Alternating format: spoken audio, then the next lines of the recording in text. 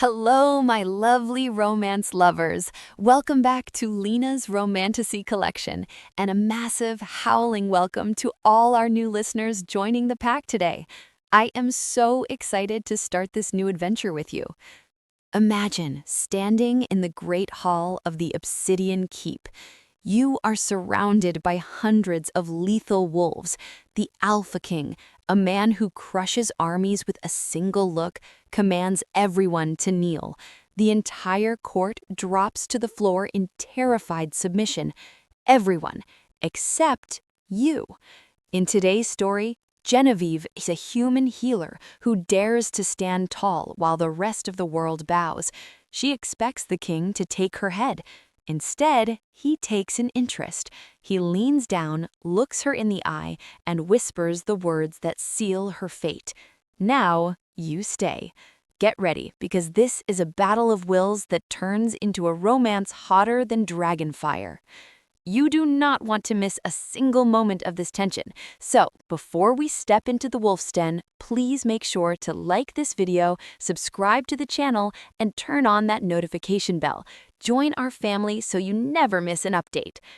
I love seeing how far our pack reaches across the globe. So, head down to the comment section right now and let me know, where in the world are you listening from today? Represent your country and let's get this story started. Part 1. The Refusal and the Quest. Chapter 1. The Knee and the Not Bowing.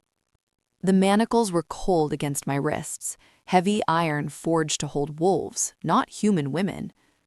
"Move, apothecary," the guard grunted, shoving me forward with the haft of his spear. "I have a name," I snapped, stumbling over the uneven cobblestones in my worn leather boots. "And you are wrinkling my apron. Do you know how hard it is to get dried hemlock stains out of linen?" We walked through the iron gates of the Obsidian Keep. Valoria was a kingdom of jagged peaks and endless forests, ruled by those who could shift their skins. To them, I was nothing, a human village healer, a hedge witch, as they sneered. My grandmother, Nana Rose, had raised me on the edge of the wilds. She taught me that wolves were proud, dangerous beasts. "They respect only strength, Genevieve," she had said. "If you cower, they will eat you. If you stand, they might just kill you, but at least you'll die on your feet." I held my head high as we entered the great hall. It was a cavern of stone and shadow, lit by roaring torches and the pale light of the moon filtering through high arched windows. The court was assembled, lords and ladies in velvet and fur, watching me with hungry, golden eyes. At the far end, upon a throne carved from jagged dragon glass, sat King Arthur. He was terrifying. He wore no crown, for his presence was authority enough. A heavy cloak of black wolf fur hung from his broad shoulders, pinned with a silver brooch. Beneath it, he wore a tunic of dark leather and chainmail that gleamed in the firelight. His sword, a massive blade of Valorian steel, rested against the throne.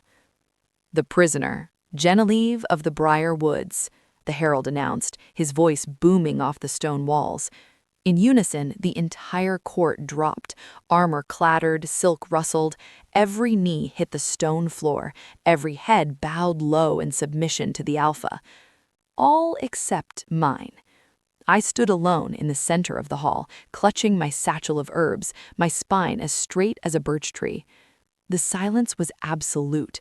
It stretched, heavy and suffocating. Slowly, Arthur leaned forward. The firelight danced in his stormy gray eyes. He did not look angry. He looked intrigued.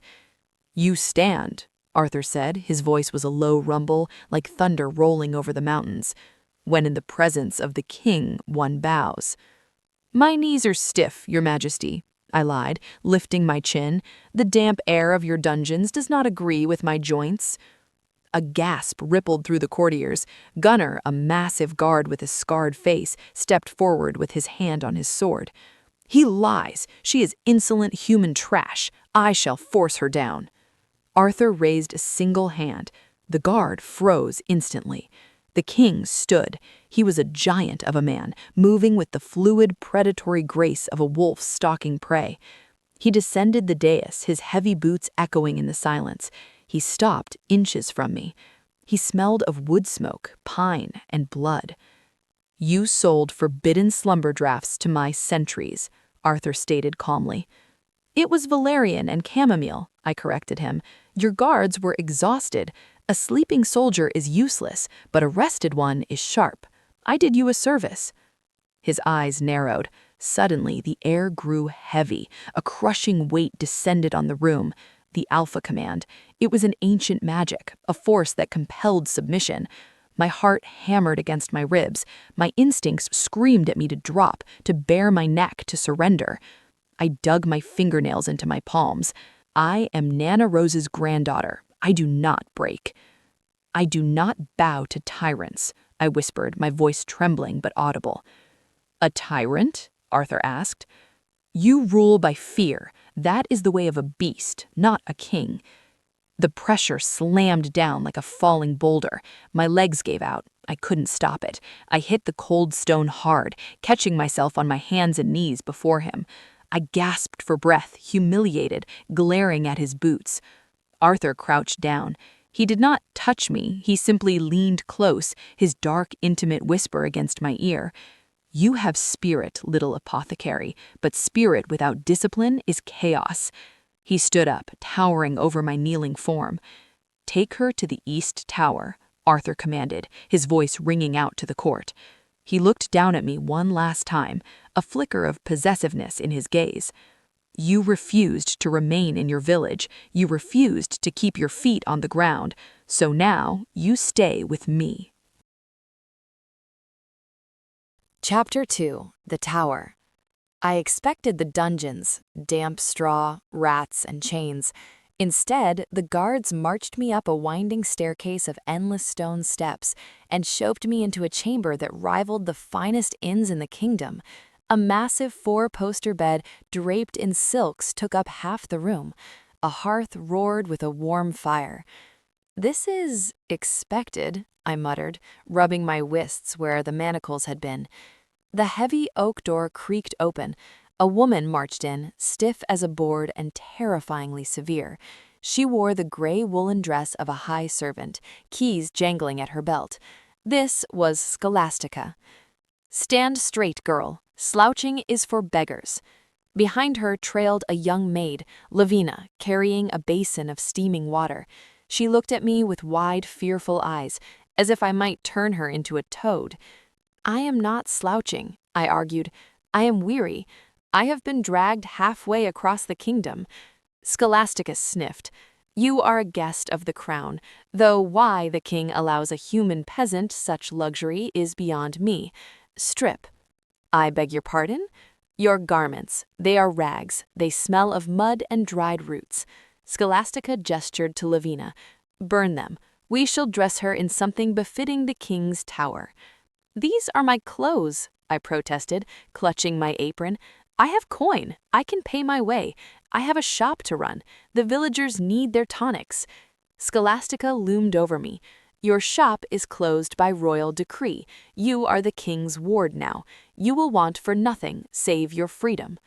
I want to go home, I said, backing away until I hit the bed. You will learn your place, Scholastica countered, and your place is here.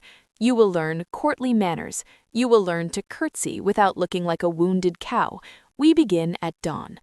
She turned and marched out, the heavy doors slamming shut. The lock clicked, a heavy, magical thud that told me no hairpin would open it. Lavina lingered for a moment, setting down a tray of bread and cheese. Mistress, she whispered. Genevieve, I corrected gently. Is it true? Lavina asked, her voice barely audible. Did you truly call the Alpha King a beast to his face? I sighed, collapsing onto the silk sheets. I suppose I did. Lavina looked at me with a mix of horror and awe. He has torn throats out for less. You are touched by the gods or mad? Mad, I decided, staring at the stone ceiling. Definitely mad. I was trapped in a stone tower, surrounded by wolves, with a king who looked at me like I was a puzzle he intended to solve. Chapter 3. The King's Migraine. By the third night, the silence of the tower was maddening. I paced the stone floor, counting the bricks. It was deep in the night when I heard it. a low, agonized growl that echoed through the stone walls. It sounded like an animal in a trap. I pressed my ear to the door. The guards outside were whispering. "The dark moon sickness," one muttered. "He destroys the solar. Sir Leon cannot calm him." "The healer's magic only makes it worse," the other replied. "His wolf fights the spells." My ears perked up. Sickness. I looked at the lock. Scholastica said it was magic, but I knew metals. I knew that iron rusted and the hinges of this door were old. I grabbed the heavy iron poker from the fireplace. With a grunt of effort, I wedged it into the hinge and heaved. The wood splintered. The door groaned and popped open on the hinge side. I slipped out, bare feet, silent on the cold stones. I followed the sound of the growls. I found the king's solar at the end of the hall. The guards were too distracted by the noise inside to notice me slip past the heavy tapestries. I pushed the doors open. The room was in chaos. Heavy oak furniture was overturned. Tapestries were shredded. The only light came from the dying embers in the hearth. King Arthur was crouched in the corner, his hands clutching his head, his chest heaving. He sensed me instantly. He spun around, a snarl ripping from his throat. His eyes glowed a feral, blinding gold. "Begone!" he roared. The sound vibrated in my very bones. "Stop shouting," I said, forcing my voice to be steady. "You are only increasing the pressure in your skull." He blinked, swaying on his feet. He looked ready to kill, but also in blinding pain. "You, the apothecary." "The light hurts?" I asked, moving to extinguish a sputtering torch on the wall. "The nausea?" He slumped against the stone wall, sliding down to the floor. "It feels as though an axe splits my skull." "Your healers treat you with magic," I said, kneeling beside my satchel, which I had foolishly brought with me. "But the dark moon blocks magic. It turns the spells sour in your blood. You do not need a wizard, Arthur. You need a root." I pulled out a pouch of dried willow bark and meadowsweet. "Water," I ordered, pointing to a pitcher on the ruined table. Arthur stared at me, his chest heaving. He was the alpha, the predator, yet here he was obeying a human girl. He gestured weakly, and the pitcher slid across the floor to me. I crushed the herbs into a goblet and poured the water. "Drink. It is bitter as gall, but it will thin the blood and ease the swelling." Arthur eyed the goblet. "Poison?" "As sure," I said softly. "If I wished you dead, I would leave you to suffer." "Drink." Arthur hesitated, then snatched the goblet. He drained it in one gulp, grimacing. We sat in the dark for a long time. I watched him. Slowly the gold faded from his eyes, returning to the storm gray I remembered. The tension left his shoulders. "The thrumming," he whispered, touching his temple. "It recedes." "Willow bark," I said. "Simple earth magic. Stronger than spells, sometimes." Arthur looked at me then. The monster was gone. In the firelight, he looked merely a man, burdened and weary. "Why?" he asked raspily. "I caged you." "Because I am a healer," I said, standing up and smoothing my dress, "and because a king in pain makes for a miserable kingdom." Arthur let out a huff of breath that might have been a laugh. He looked up at me, his gaze intense. "You are a strange creature, Genevieve. Go back to your tower, before I remember that you broke my door." I turned to leave. "And Genevieve?" I paused. "My lord?" "My thanks." Chapter 4. The Council of Elders. The next morning I was summoned not to the block, but to the council chamber. "Sit," Arthur commanded. He sat at the head of a long table of dark ironwood. He looked fully recovered, dressed in a fresh tunic of black velvet, his face impassive, but as I took my seat, his eyes flicked to me with a secret recognition. Around the table sat the elders, ancient wolves with white beards and severe expressions. "This is the human?" Elder Conrad scoffed. "Why is she here?" "She has opinions," Arthur said dryly, "and I find the air in this room grows stale. Perhaps she will freshen it." I sat next to Lothar, a slick, dark-haired lord who reeked of ambition and deceit. He sneered at me. "We discuss the grain tithe from the Western Valley," Elder Clayton announced, unrolling a parchment. "The harvest is poor. The soil is soured. We must demand double the bushels to feed the army." "Aye," Elder Ivor agreed. "If they cannot pay in wheat, they shall pay in sons. Conscription." They argued for an hour. Tithes, starvation, punishment. "Pardon me," I spoke up. The table went dead silent. Lothar laughed cruelly. "The peasant speaks?" "You speak of sour soil. Is this the valley below the new silver mines?" Clayton bristled. "The mines are vital for our steel." "The mines wash their refuse into the river," I said firmly. "The water is poisoned with quicksilver and ash. That is why the wheat dies. If you demand more grain, the people will starve. If they starve, you have no army." Lothar slammed his fist on the table. "Insolence! A human girl instructing the Wolf Council? She should be whipped." "She speaks truth." Arthur's voice cut through the room like a blade. He leaned back, swirling his wine. He was enjoying this. "Lothar," Arthur said coldly, "is it true? Does the mine wash into the fields?" Lothar paled. There is some runoff, my king, but to divert the stream would cost gold." "Less gold than a peasant rebellion," I muttered. Arthur hid a smile behind his hand. "The apothecary is correct," Arthur decreed. "Lothar, you shall pay for the diversion of the stream from your own coffers. Genevieve shall oversee the plans." "Me?" I squeaked. "I know herbs, not engineering." "You seem to know the land better than my own lords," Arthur said, standing to signal the end of the council. As the elders grumbled and filed out, Lothar leaned close to my ear. "Watch your back, girl. The king may keep you as a pet for now, but pets are easily broken." He swept out. I shivered. Arthur walked past me, pausing at my shoulder. "Willow bark," he whispered, so only I could hear. "Next time, bring honey." He left me standing there, realizing that in saving the king from a headache, I had given myself a much larger one. I was now a player in the game of wolves. Chapter 5. The Hen-Packed Alpha. The royal dining hall was a place of grim silence and tearing flesh. I sat at the long table, a solitary figure in a sea of wolves. To my left sat Sir Leon, the beta, who ate with terrifying efficiency. To the right were various guards and courtiers, and at the head of the table sat Arthur. His plate was a mountain of roasted venison, dripping with red juices.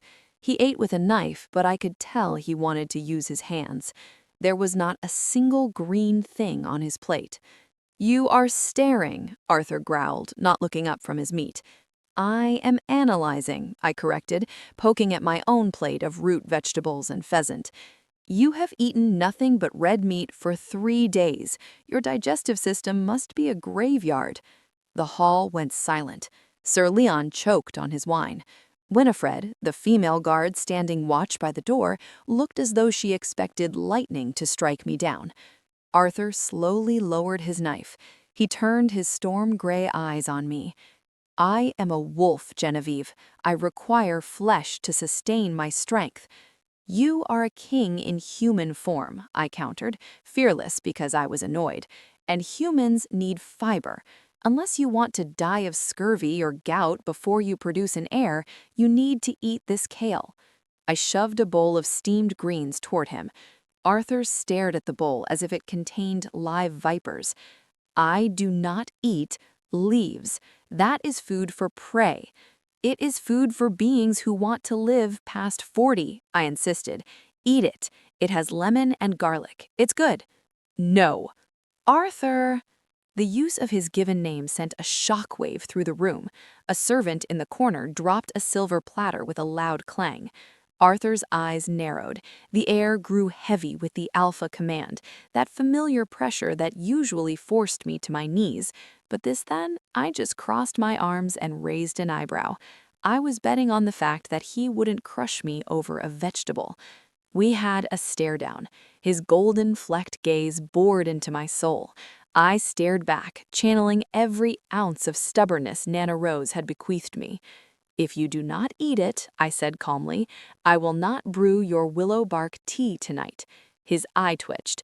The headache remedy was the only thing giving him peace from the dark moon pressure. With a low, rumbling growl that sounded suspiciously like a petulant child, Arthur stabbed a forkful of kale. He shoved it into his mouth, chewed once, and swallowed it with a grimace of pure hatred. "Satisfied?" he snarled. "Immensely," I smiled, taking a sip of my wine. I looked up to see Sir Leon staring at me with his mouth agape. He looked from the king to me, then down at his own plate.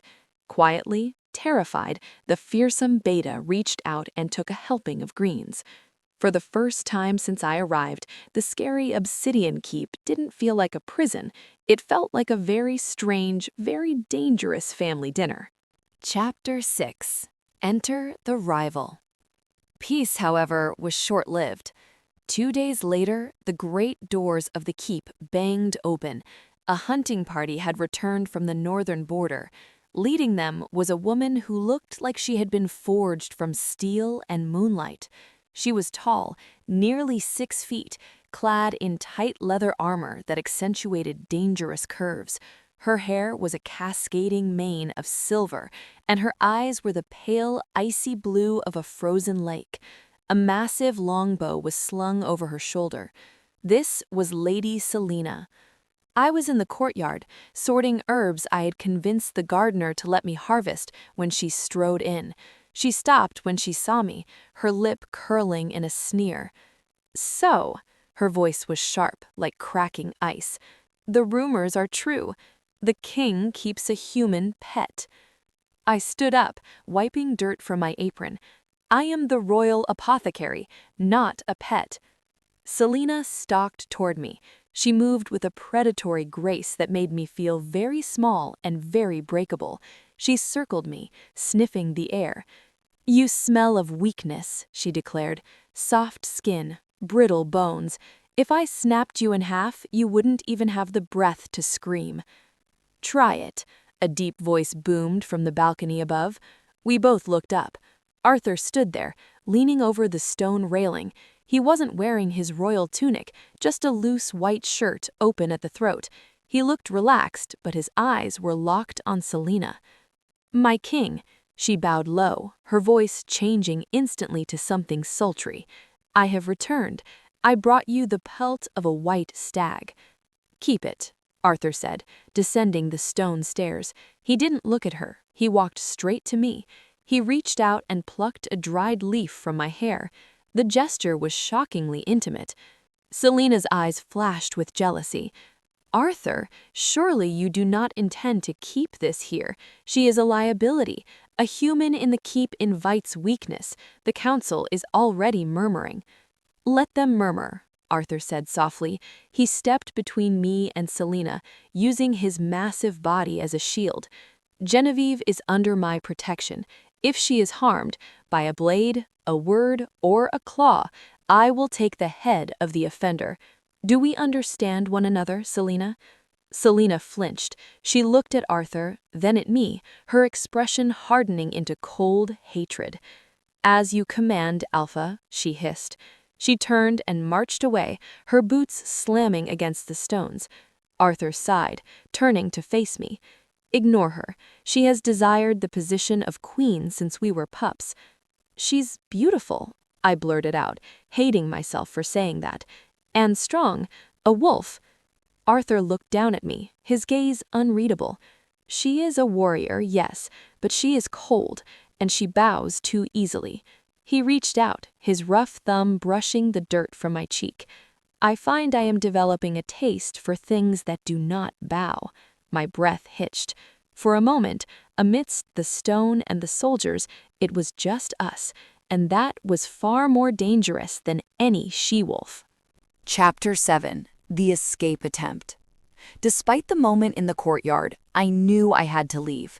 Arthur was confusing me. He was a captor who protected me, a tyrant who ate his vegetables because I asked him to. I was starting to wait for his footsteps. That was dangerous. Nana Rose had warned me. Fall in love with a wolf and you lose yourself. I had to get back to the village. Matilda, my assistant at the shop, would be panicking. The plan was simple. It was the night of the Huntsman's Moon, a festival where the guards drank heavy mead. I had stitched a cloak from gray wool blankets to blend into the shadows. I slipped out of the tower window. The trellis of ancient ivy was thick and strong. I climbed down, my heart hammering against my ribs. I made it to the ground and sprinted for the servants' gate, the one used for waste wagons. "Freedom!" I whispered, reaching for the latch. "Going somewhere?" The voice came from the shadows. I froze. Badul, the gatekeeper, stepped out, but behind him stood Arthur. He wasn't angry. He was leaning against the stone archway, arms crossed, looking thoroughly amused. "The ivy trellis," Arthur tisked. "Expected. I thought you would try the sewers. That would have been more inventive." "I am not a rat," I snapped, clutching my makeshift cloak. "Let me pass, Arthur. I have a business to run." "Your business is closed," he said, pushing off the wall. "And the woods at night are full of rogue wolves who would tear you apart before you reached the tree line." "I'll take my chances."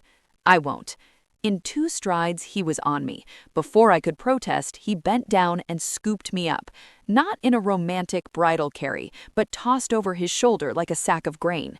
"Put me down!" I shrieked, hammering my fists against his broad back. It was like hitting a rock wall. "You walk too slow," he said effortlessly, marching back toward the castle. "This is undignified. I am a woman grown. I am not a sack of potatoes."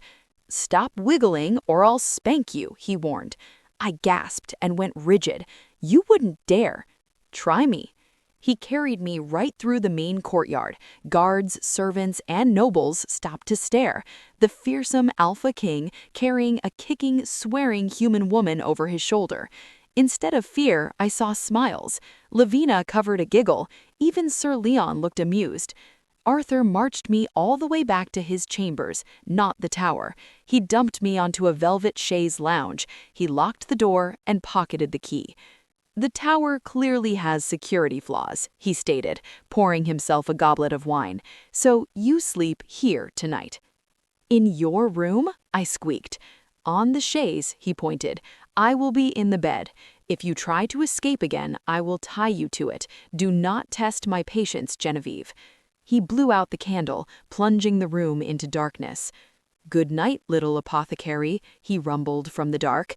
I lay there, furious and flushed, listening to the steady rhythm of his breathing, realizing with horror that I felt safer in the predator's den than I did anywhere else. Chapter 8. The Vulnerability. The storm hit 3 nights later. Arthur had eventually relented on the lock, allowing me to roam the castle during the daylight hours, though I was still heavily guarded. In Valoria, storms were not just weather, they were magical events. The thunder shook the very foundations of the castle, and the lightning was a violent violet color that smelled of ozone and ancient magic. Seeking quiet, I had retreated to the library, trying to distract myself with a dusty tome on herbology. Boom! The thunderclap was deafening. The windows rattled in their iron frames. The candles flickered and died, plunging the vast library into darkness. I dropped the book, sliding under the heavy oak table. I curled into a ball, my hands over my ears. It was a childish fear, I knew, but when I was 6, a magical storm had torn the roof off Nana Rose's cottage. The sound paralyzed me. The door creaked open. Heavy footsteps entered. "Genevieve?" It was Arthur. He carried a lantern, the light swinging through the shadows. "Genevieve, where are you? Scholastica said you weren't in your room." Another crack of thunder. I let out a small, involuntary whimper. Arthur stopped. He turned toward the table. He lowered the lantern, crouching down until he saw me huddled underneath, shaking. "Genevieve?" His voice lost its commanding edge. It became soft, gentle. "I don't like it. The noise." Arthur didn't mock me. He didn't tell me to stand up. Instead, the King of Valoria set the lantern aside and crawled under the table with me. It was a tight fit. He was huge, filling the small space, but his presence blocked out the storm. He radiated a heat that warmed my shivering skin. "It is only the sky wolves hunting," he murmured, telling me in nursery rhyme. "They chase the moon across the peaks." "It's loud," I mumbled, burying my face in my knees. Arthur hesitated, then wrapped a heavy arm around my shoulders. He pulled me against his chest. I didn't resist. I leaned into him, smelling the cedar and rain scent of him. "I used to fear the silence," he admitted quietly, his chin resting on top of my head. "When my father died, the castle was so quiet. I thought the silence would swallow me." I looked up at him. In the lantern light, his face was unguarded. He looked young and incredibly lonely. "Does it still scare you?" I asked. "Sometimes," he confessed. "The crown is heavy, Genevieve. It isolates. Everyone bows, everyone agrees, no one speaks truth to me." He looked down, his eyes locking with mine. "Except you," he whispered. "You shout at me. You make me eat leaves. You tell me I am a bully." "Someone has to," I said softly. He smiled, a sad, crooked thing. "Stay with me, Genevieve, just until the storm passes." "I'm not going anywhere," I promised. We sat there for hours, huddled under a table while the storm raged outside, the king and the apothecary, shoulder to shoulder, listening to the thunder and the beating of our own treacherous hearts. Chapter 9. The Impossible Task. The summons came at dawn. 2 guards banged on my door, their faces grave. "The council sits," one grunted. "Your presence is required." I dressed quickly in a simple linen gown Scholastica had forced upon me, grabbed my satchel, and followed. The great hall was already full. The air was thick with tension. Arthur sat on the obsidian throne, his hand gripping the hilt of his sword so tightly his knuckles were white. Standing before him was Lothar, looking smug, holding a dusty, rotting scroll. "It is the law of the first fang," Lothar proclaimed, his voice echoing. "A king may not harbor a human in the inner circle unless she proves her worth to the pack. Otherwise, she is a leech, draining our resources." "She is my guest," Arthur roared, the stone floor trembling beneath our feet. "I am the king. My word is law." "Even the king is bound by the ancients," Elder Theophilus croaked, stepping forward. "The girl must prove she is of use, or she must be exiled beyond the mist." I stepped forward. "And how does one prove worth in this delightful society?" Lothar turned to me, his smile sharp as a dagger. "The moon orchid. It blooms only on the jagged cliffs of the Whispering Woods, a place of madness and monsters. Bring us a living bloom, and you may stay." The court gasped. "That is a death sentence," Arthur snarled, standing up. "The Whispering Woods drives men mad. I forbid it." "If you forbid it, you admit she is weak, and if she is weak, she weakens you." The challenge hung in the air. If Arthur protected me, he looked weak to his pack. If he sent me, I would likely die. I looked at Arthur. I saw the panic in his eyes. He was ready to slaughter the entire council to keep me safe. But Nana Rose didn't raise a coward. "I'll do it," I said loudly. Arthur whipped his head toward me. "Genevieve, no!" "It's just a flower, Arthur," I said, masking my fear with bravado. "I'm an herbalist. Picking flowers is literally my job description." I turned to Lothar. "Prepare your vase, my lord. I shall return with your weed." Chapter 10. The Royal Caravan. I expected to be sent off with a donkey and a prayer. Instead, I found the royal courtyard packed with an entourage that looked ready for a war, not a botanical expedition. There was a massive carriage made of ironwood and reinforced steel, drawn by 4 black stallions the size of grizzly bears. Sir Leon was shouting orders to a dozen armed guards, and in the center of it all was Arthur, mounting a war horse that looked like it ate other horses for breakfast.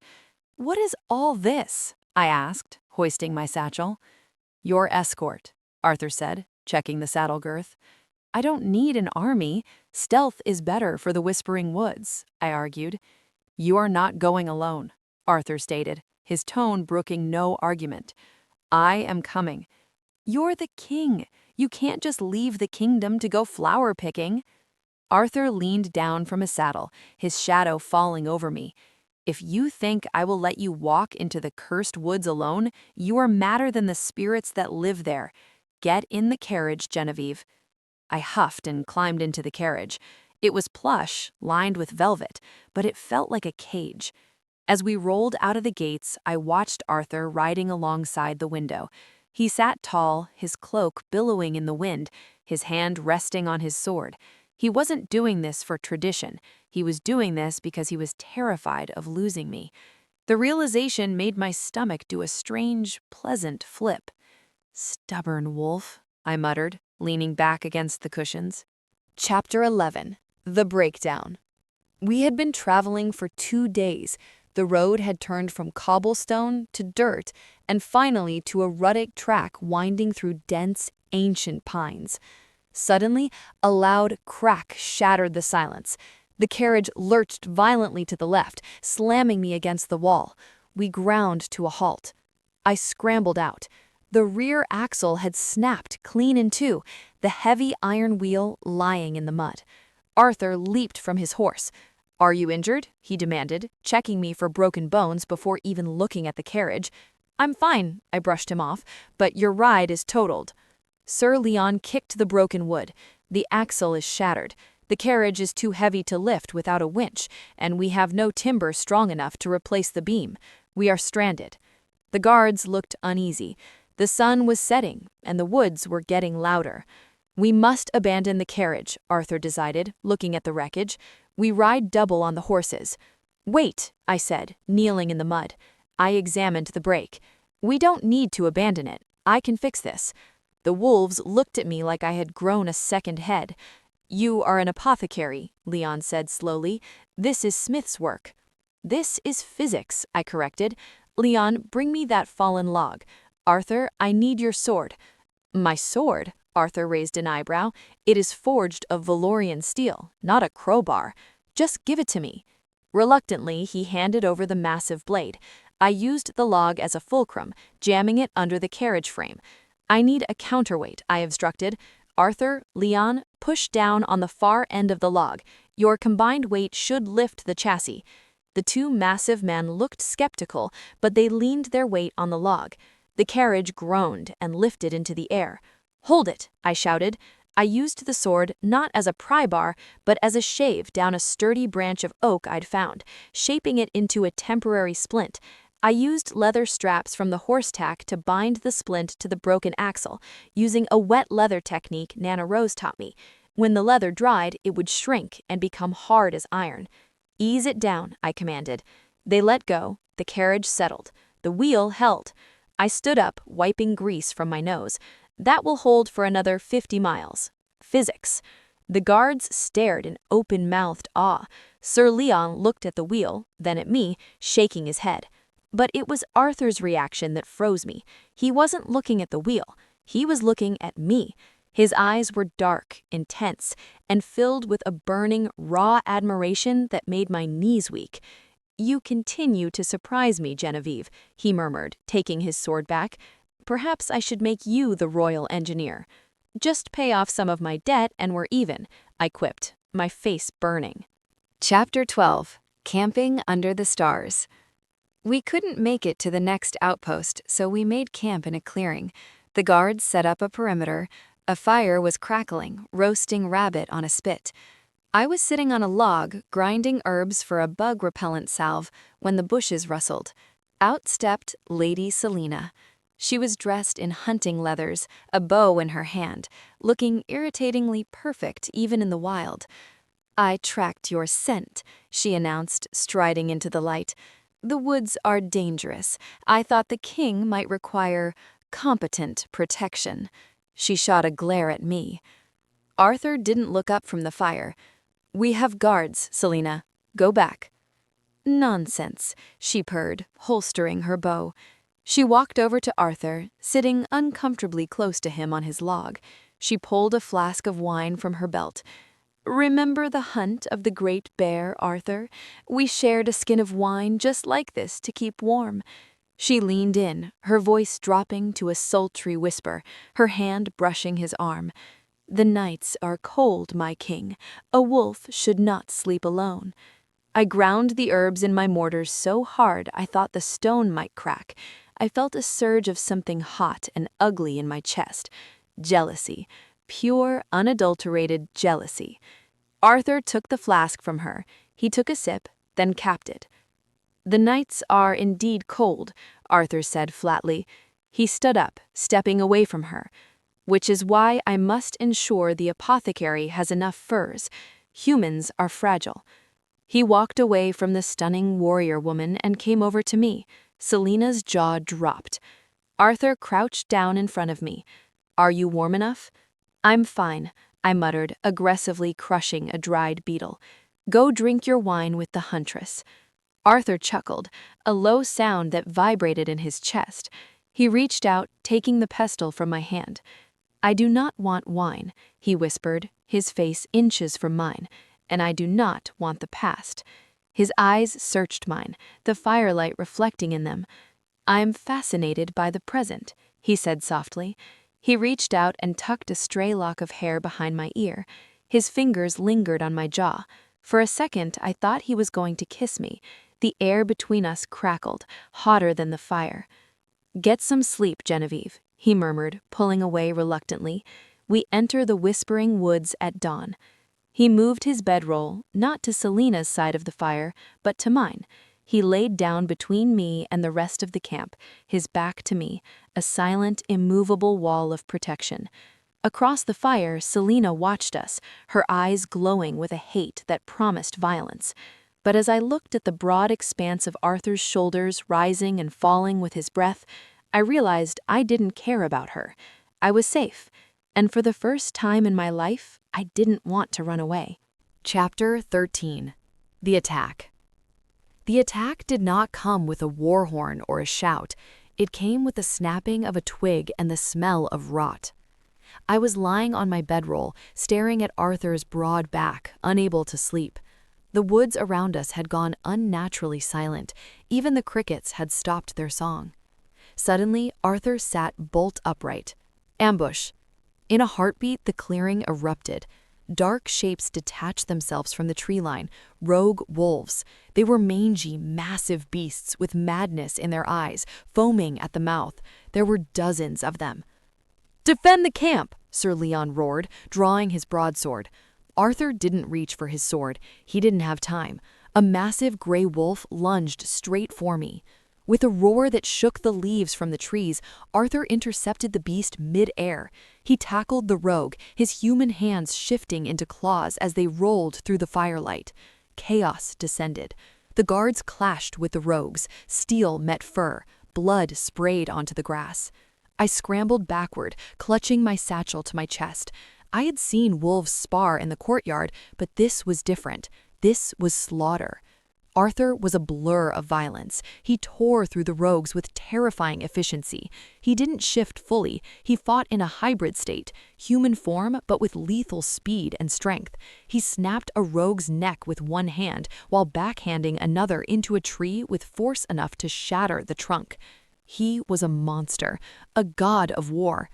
For a moment, I froze, the primal part of my brain screaming predator. I saw the blood on his hands, the savage snarl on his face.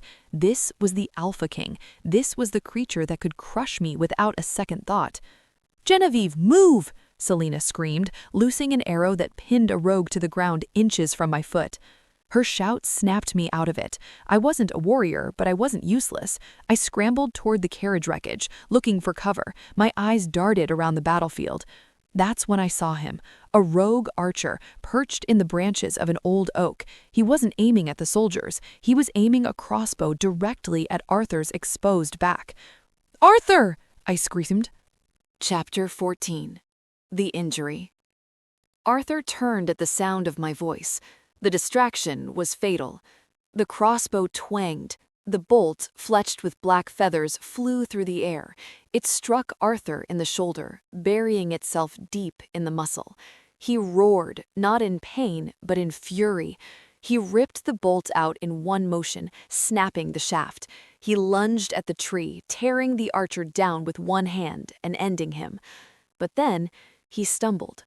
The rogues, sensing weakness, circled, but the royal guards, rallied by Leon and Selena, finished the last of them. The silence returned as quickly as the violence had started. "Secure the perimeter," Leon barked. I ran to Arthur. He was leaning against the wheel of the broken carriage, his face pale, sweat beading on his forehead. "It is nothing," he grunted, trying to stand. "A scratch." He took one step and collapsed. "Arthur!" I caught him as he fell, his weight dragging us both to the muddy ground. The wound on his shoulder was bubbling. The blood wasn't red, it was black and frothy. "Wolfsbane," I gasped, "mixed with quicksilver and ash. It's a poison specifically designed to stop wolf healing." The pack panicked. "The king is down," a guard shouted. "We must ride for the healers in the city."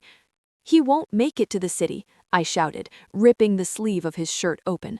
"The poison moves too fast. It will stop his heart in the hour." Selena pushed me aside. "Stand back, human. I will use a healing crystal." "Get your magic rocks away from him." I slapped her hand away. "This is chemical poison. Magic accelerates the blood flow. It will kill him faster. I need hot water, a knife, and the fireweed from my satchel. Now." My voice cracked like a whip. For a second, the mighty wolves stared at me. "Do as she says," Sir Leon bellowed. I went to work. My hands, usually so shaky, were steady as stone. I was no longer a prisoner, I was a healer. I cut the wound open further to bleed out the toxins. Arthur groaned, his eyes rolling back in his head. "Hold him down," I ordered Leon. "This is going to hurt." I packed the wound with a paste of crushed fireweed and charcoal to absorb the poison. Then I took a dagger, heated it in the campfire until it glowed red, and pressed it to the flesh to cauterize the vein. Arthur screamed, a sound of pure agony that tore through my heart. Then he went limp. "He breathes," Leon whispered, checking his pulse. "By the gods, he breathes." I slumped back, my hands covered in the king's blood, realizing I was shaking uncontrollably. Chapter 15. The Fever Dream. We moved him into a tent. The carriage was useless, and he couldn't be moved on horseback. The night was long. The fever took him hard. I sat by his bedside, wringing out cool cloths to place on his burning forehead. The other wolves, even Selena, had retreated to guard the outside, sensing that the alpha needed quiet. "Mother," Arthur mumbled, tossing on the furs. "The ice. It breaks." "Shh," I whispered, stroking his hair. It was soft, contrary to his harsh nature. "You are safe, Arthur." He opened his eyes. They were glassy and unfocused, the pupils blown wide. He looked at me, but I wasn't sure he saw me. "The girl. Where is the apothecary?" "I'm right here," I said softly, taking his hot hand in mine.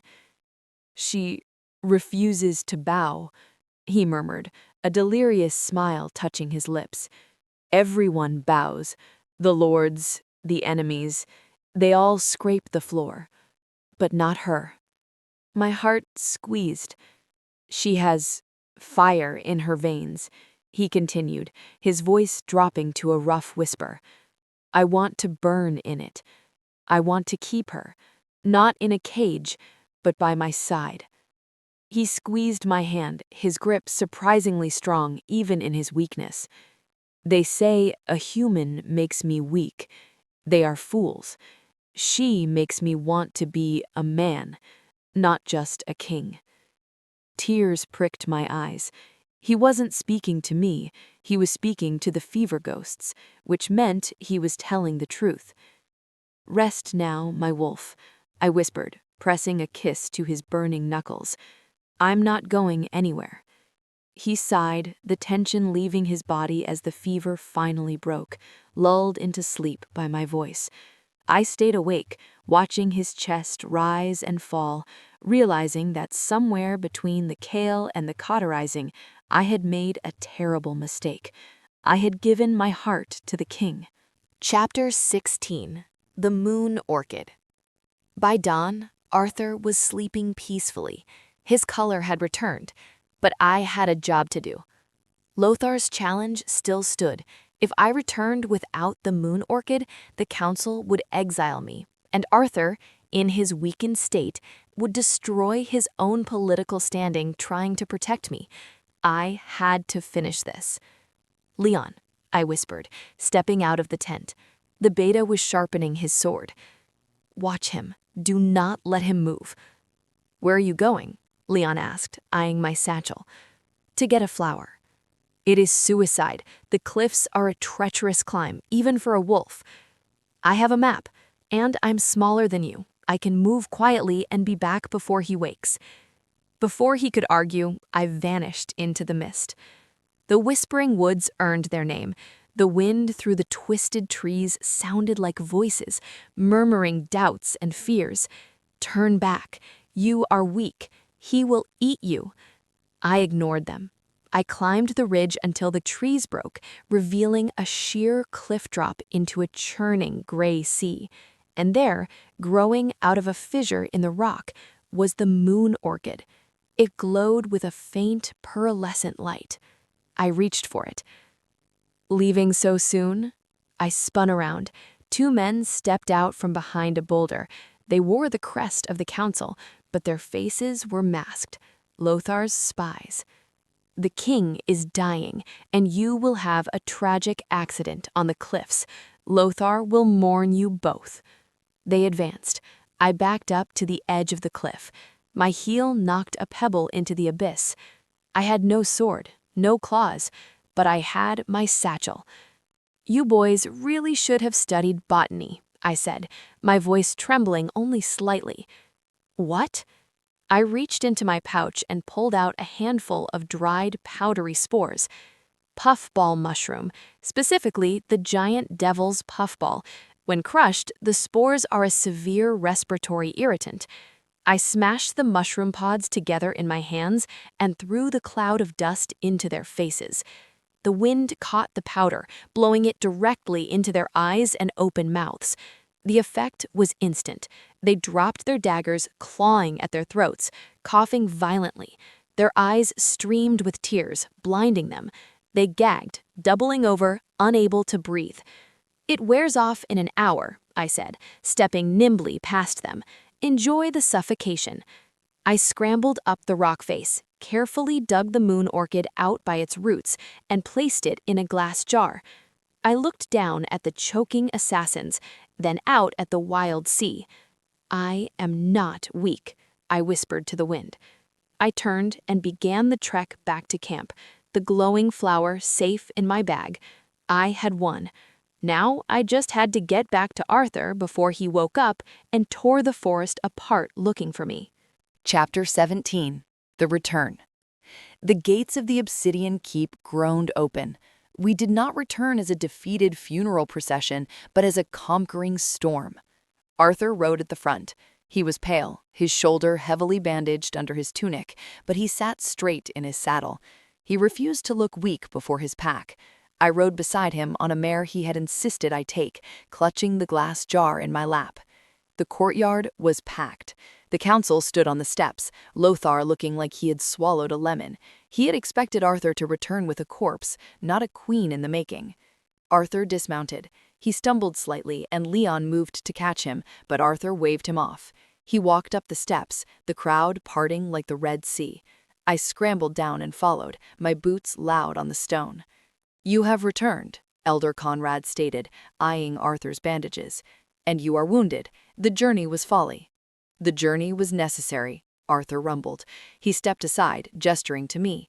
"Step forward, Genevieve." I walked up to the heavy ironwood table where the council stood. I looked Lothar dead in the eye. I slammed the jar down. Inside, the moon orchid glowed with a soft, ethereal silver light, pulsing like a heartbeat. "The moon orchid," I announced, my voice echoing in the silence. "Harvested from the whispering cliff, roots intact. It will bloom for a century." The crowd gasped. Theophilus leaned forward, his eyes wide. She survived the madness and the climb? "I am an apothecary," I said coolly. "I know which plants heal and which ones kill, and I know how to handle pests." I stared pointedly at Lothar. Lothar's face turned a dangerous shade of purple. He knew I had blinded his assassins, but he couldn't admit it without admitting he had sent them. Arthur stepped up behind me. He placed a heavy hand on my shoulder, not to push me down, but to anchor me. "She has fulfilled the ancient law," Arthur declared, his voice booming. "She has faced the darkness and returned with light. She is no longer a guest. She is of the pack." He looked down at me, a fierce pride burning in his eyes. "Does anyone object?" Arthur challenged, his hand resting on the hilt of his sword. Silence. Not even Lothar dared to speak against the Alpha when he looked like that. "Good," Arthur growled. "Now prepare a feast. We celebrate the victory of the apothecary." Chapter 18. The Gala Preparation. The Feast of the Silver Petal was to be held that very night. The castle was in a frenzy. Servants were hanging banners and roasting entire boars. I was in the royal suite, staring at a dress that Scholastica had laid out on the bed. "It is very red," I noted. "It is crimson," Scholastica corrected, tightening the laces of my stays until I gasped for air. "The color of blood and vitality. The king selected it himself." My heart skipped a beat. Arthur picked this? "Stand still," Scholastica commanded. "If you fidget, the lines will be crooked." The dress was magnificent. It was made of deep red velvet, trimmed with gold thread. The sleeves were long and flared, and the neckline was daringly low, exposing my collarbones. It was a dress meant for a queen, not a shopkeeper. "I don't belong in this," I whispered, looking at myself in the polished silver mirror. "I look like I'm playing dress-up." "You look like a woman who walked into the Whispering Woods and walked out again," a voice said from the door. It was Matilda, my assistant from the village shop. She had been allowed into the castle to help me get ready. She rushed over, hugging me tight. "Oh, Jen, you're alive! The rumors say you fought a bear." "It was a poisoned arrow and some very rude assassins," I corrected, hugging her back. "Matilda, I'm scared. Out there in the woods, it was survival, but in the ballroom, it's politics. I don't know how to dance the pavane. I don't know which fork to use for oysters." Matilda pulled back, grinning. She reached into her pocket and pulled out a small vial of lavender oil. She dabbed it on my wrists. "You are Genevieve of the Mortar and Pestle," she said firmly. "You tell scary wolves to eat their vegetables. You fixed a carriage with physics. Just be yourself. And if anyone is rude to you, tell me, and I'll slip itching powder in their underclothes." I laughed, the tension in my chest loosening. "Ready?" Matilda asked. I took a deep breath, smoothing the red velvet over my hips. "Ready." Chapter 19. The Corset Confession. The great hall was transformed. Thousands of candles floated in the air, suspended by magic. The music was a lively lute and drum composition that made the floor vibrate. When I entered at the top of the staircase, the room went quiet. The red dress was a splash of fire in a room full of gray and black. Arthur stood at the bottom of the stairs. He wore a formal tunic of black silk with silver embroidery, a crown of dark iron resting on his brow. He looked devastatingly handsome. He watched me descend, his eyes tracking every step. When I reached the bottom, he didn't bow, and neither did I. He simply held out his hand. "You look—" He paused, searching for the word. "Dangerous. I aim to please, Your Majesty," I smirked, taking his hand. "Dance with me." It wasn't a question. He swept me onto the floor. I stiffened, waiting to stumble, but Arthur was a surprisingly graceful leader. He guided me through the steps, his large hand warm on my waist. We spun through the crowd, ignoring the whispers and the glares from Selena. "Genevieve," Arthur said softly, pulling me closer than propriety allowed. I have a question that has plagued me since the first day you walked into my court. Ask away. Why did you truly refuse to bow? You said you do not bow to bullies, you spoke of tyranny, but there was something else in your eyes that day, a hesitation. I looked up at him. The music swelled. I decided to tell him the truth, the unglamorous, ridiculous truth. Do you really want to know? He commanded it gently. I leaned up, whispering in his ear so the court couldn't hear. That day, yes, I was stubborn, but I was also wearing an old set of stays. The whalebone was snapped on the left side. If I had bowed forward, the jagged bone would have stabbed me directly in the liver. It was half pride, Arthur, but it was half self-preservation. Arthur froze. He stopped dancing in the middle of the floor. He looked at me, blinked once, and then threw his head back and laughed. It was a deep, joyous, booming sound that echoed off the rafters. The entire court stopped to stare. The Wolf King, known for his grim silence, was laughing uncontrollably. "Your liver?" he gasped, wiping a tear from his eye. "You defied the Alpha of Valoria, risked execution, and started a political revolution because of broken underwear? It hurts, okay?" I giggled, unable to help myself. "You are impossible," Arthur grinned, his face transformed by happiness. "Absolutely impossible." And in that moment, amidst the laughter, I knew I was in trouble, because I didn't just respect him anymore. I adored him. Chapter 20. The Surrender. The laughter faded as the night wore on, replaced by a different kind of tension, a heat that simmered between us. Arthur led me away from the crowd, out onto the high stone balcony overlooking the moonlit forest. The air was cool, but his presence was a furnace. He leaned against the stone railing, looking at me. The humor was gone from his eyes, replaced by a raw, hungry intensity. "You stayed," he said softly. "You could have run in the woods. When I was down, you could have left me." "I couldn't," I admitted, stepping closer. "I'm a healer. We don't leave patients." "Is that all I am?" Arthur pushed off the railing, closing the distance between us. "A patient?" He reached out, his hand cupping my cheek. His thumb traced my lower lip. My breath hitched. "No," I whispered. "You are complicated." "I am a simple man, Genevieve," he murmured, his voice rough. "I hunt, I protect, I claim." He lowered his head, his forehead resting against mine. "I commanded you to stay," he whispered. "I forced you to your knees. I was wrong." My heart hammered against my ribs.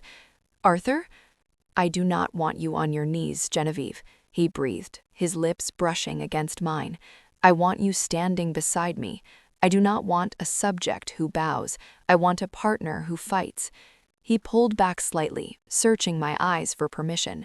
"May I?" he asked, the mighty king asking for consent from the village girl. "Yes," I breathed. He kissed me. It wasn't a tentative, courtly peck. It was an avalanche. It was possession and desperation and worship all at once. His arms wrapped around me, pulling me flush against his hard chest, my hands tangled in his hair. He tasted of wine and dark desire. The kiss deepened, consuming us both. I felt the rumble of a growl in his chest, not of aggression, but of pure want. For the first time since I came to the keep, I didn't fight, I didn't argue, I melted into him. I surrendered, not to his command, but to his touch.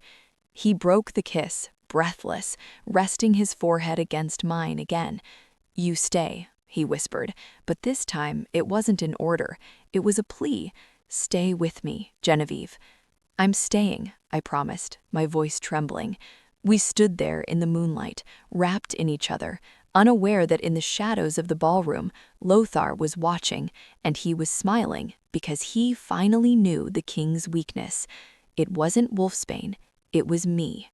Part 2. The Betrayal and the Rain. Chapter 21. The Morning After. Sunlight poured through the high-arched windows of the king's solar, blinding me. I groaned, burying my face in the furs. "Do not hide," a deep voice rumbled. "I enjoy looking at you." I opened one eye. Arthur was propped up on one elbow, watching me. His hair was messy, his chest bare and scarred, and he looked thoroughly, smugly satisfied. The terrifying Alpha King looked like a cat who had just eaten the canary.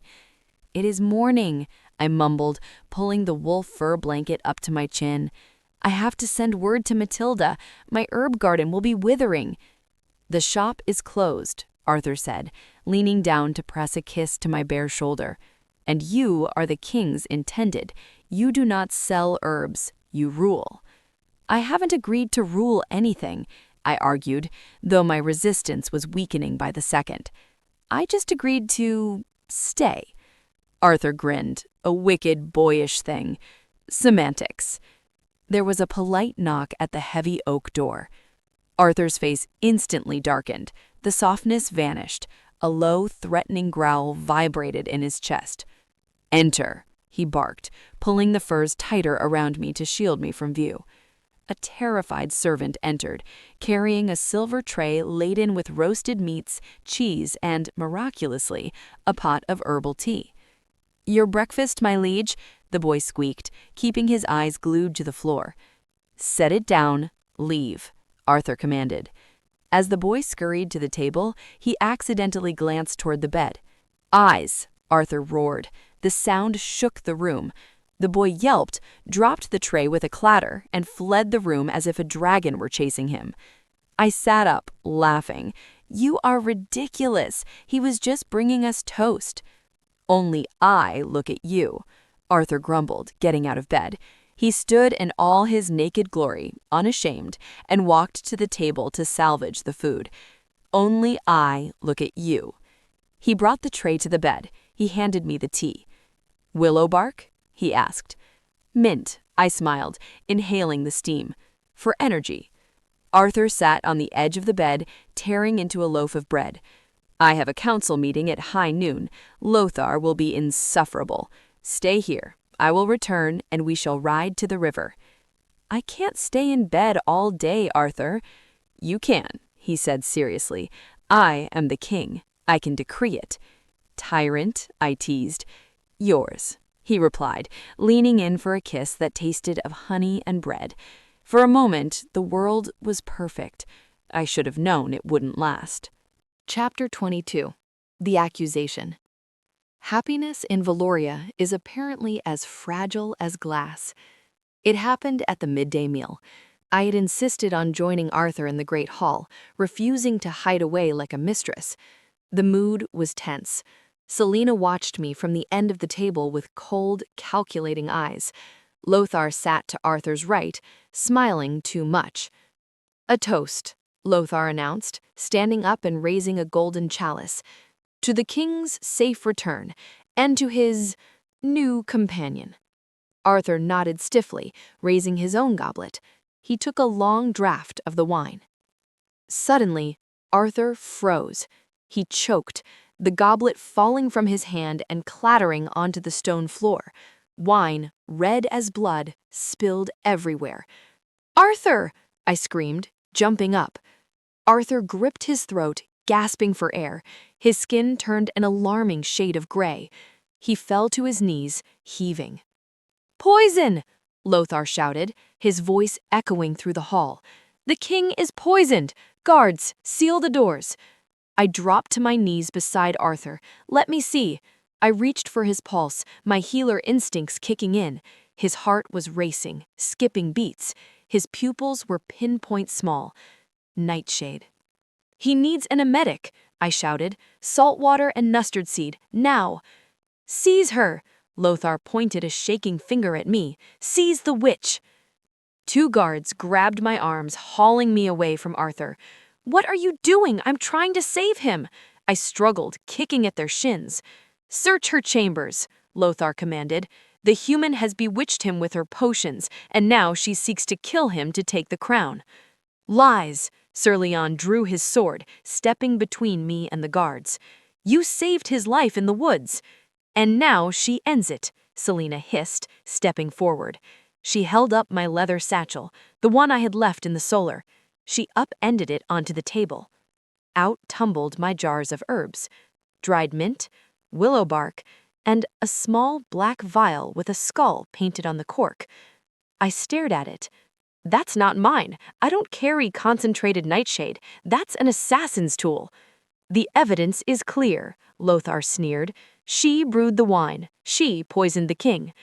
Arthur was coughing violently on the floor, trying to speak, but his throat was closing up. He reached a hand out toward me, his claws scraping the stone. Take her, Lothar ordered. To the dungeons. She burns at dawn. Chapter 23. The High Tower. Arthur survived. His wolf constitution burned through the nightshade, though it left him weak and bedridden. But he couldn't stop the arrest. The law was clear. Heavily implicated regicides were to be held until trial. However, Arthur refused to let them throw me in the rat's nest below the castle. The Tower of Penance, Arthur had rasped, his voice ruined by the poison as the guards dragged me out. Put her in the tower. If anyone touches her, I will flay them alive. So I was back in a tower, but this one wasn't a luxury suite. It was high, cold, and stark. The window was barred with iron. The door was heavy oak reinforced with steel bands. I paced the small circular room. I was furious. That slimy, greased weasel, I muttered, thinking of Lothar. He planted it. He knew I'd be the first suspect. The door unlocked with a heavy thud. Arthur walked in. He looked terrible, pale, sweating, leaning heavily on Sir Leon. Arthur! I rushed to him, but Leon held up a hand to stop me. Do not touch him, my lady, Leon said gently. The council watches. If he shows favor to his attempted murderer, they will invoke the right of deposition. They will strip him of his crown. Arthur leaned against the wall, his eyes burning with frustration. I know you did not do it. I know you know, but they have the vial. I cannot release you, Arthur said, his voice a painful whisper. Not yet. The evidence must be disproven by the law. If I break you out, it is war, civil war. The pack will split. I understand, I said, though my heart was breaking. You have to be the king. I will find the truth, Arthur promised. He looked at me, his soul bared in his gaze. I will tear this castle apart stone by stone until I find who planted that vial. Just stay alive. Do not provoke the guards. I'll be good, I lied. Arthur looked at me one last time, a look of pure longing, before Leon helped him out. The door slammed shut. The lock clicked. I was alone. And for the first time, I wasn't just fighting for my shop or my pride, I was fighting for my life. Chapter 24. The Investigation. While I paced my cell, my own personal army was mobilizing. Down in the scullery, Matilda, who had refused to leave the castle when I was arrested, was currently cornering the most dangerous wolf in the kingdom. Move, girl, Sir Leon grunted, trying to step around her. I have an investigation to conduct. You have a wild goose chase, Matilda snapped, blocking his path with a broom. You're going to question the guards, right? Big, tough men? They won't talk to you. They're scared of Lothar. Leon frowned, looking down at the small human woman. And you have a better plan? Gossip, Matilda said, tapping her nose. The laundry maids hear everything. The stable boys see everything. You're the beta, you scare them. I'm just the apothecary's assistant. I'm invisible. Leon hesitated. He was a warrior, used to direct confrontation. Subtlety was not his strong suit. Fine, Leon grunted. You speak to the servants. I will intimidate the merchants. Deal, but I need a dagger. Absolutely not. Fine, I'll use a spoon. Matilda vanished into the laundry rooms. She returned an hour later, finding Leon in the armory. I found something, she whispered, looking around. The scullery maid, Hella, she is walking out with one of the night sentries. He saw someone sneaking out of the king's solar just before the poisoning. He didn't see the face, but he saw where they went. Leon's eyes narrowed. Where? They headed straight for the royal archives, Matilda said. And they dropped this. She held up a scrap of parchment. It was a receipt corner stamped with the treasurer's seal. Leon stiffened. Lothar's seal. If he was in the archives, he might have been forging the records to cover the purchase of the poison. "We need proof," Matilda said. "The ledger itself." "The archives are locked at night," Leon growled. "But if I can get a warrant—" "We don't have time for warrants," Matilda said, looking up at the high tower where I was imprisoned. "We have to hope Genevieve thinks of it first." Chapter 25. The Breakout. The Tower of Penance was designed to hold rebellious wolves, not a determined apothecary. I had been pacing the stone cell for 12 hours. The moon was high, casting silver bars of light across the damp straw.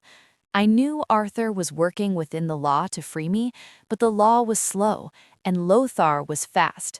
If I waited until morning, I would be executed. I needed to get to the archives. The proof of the poison purchase would be in the royal ledgers. Lothar was arrogant. He would have documented the expense as something else, but he would have documented it. I walked to the heavy oak door. "Guard!" I called out, my voice trembling feigned weakness. "Please, I am ill." The slat in the door slid open. Badul, the same guard who had caught me at the gate weeks ago, peered in. He didn't look malicious, just tired. "The king said you are to be treated well," Badul grunted. "Do you need water?" I can't breathe," I gasped, leaning against the doorframe. I reached into my bodice. I had a small sachet of lavender and crushed poppy seeds sewn into the lining, my personal stress relief charm. I ripped the seam with my fingernail, exposing the powder. "Open the door, Badul, please," I wheezed, "just for air." Badul hesitated. He was a low-ranking wolf, easily swayed by authority but also by pity. He unlocked the heavy bolt. As the door swung open, I didn't wait. I crushed the poppy sachet in my fist and blew the powder directly into his face. "Sorry," I whispered. Badul sneezed violently. The concentrated poppy dust, inhaled directly, acted fast on his wolf senses. His eyes rolled back. He slumped against the stone wall, sliding down into a snoring heap. I grabbed his keyring. I stepped over his massive legs and sprinted down the spiral staircase, my soft leather slippers making no sound on the stone. I kept to the shadows. The castle was asleep, but patrols roamed the halls. I used the servants' passages, narrow, spider-webbed tunnels behind the tapestries that Matilda had shown me. I reached the heavy double doors of the royal archives. It was locked. I didn't have a key, but I had my hairpins and hands steady from years of measuring volatile powders. I knelt, working the pin into the iron mechanism. It took 3 agonizing minutes before the lock clicked. I slipped inside, smelling the dust of centuries. I wasn't safe yet, but I was free. Chapter 26. The Trap. The archives were a labyrinth of towering bookshelves and scrolling parchment maps. The only light came from the moonlight filtering through the high, stained-glass windows. I moved to the section marked Treasury. My hands shook as I pulled down the heavy leather-bound ledgers for the current month. "Come on," I whispered, scanning the entries by the light of a single tallow candle I had lit. Grain, swords, wine. There.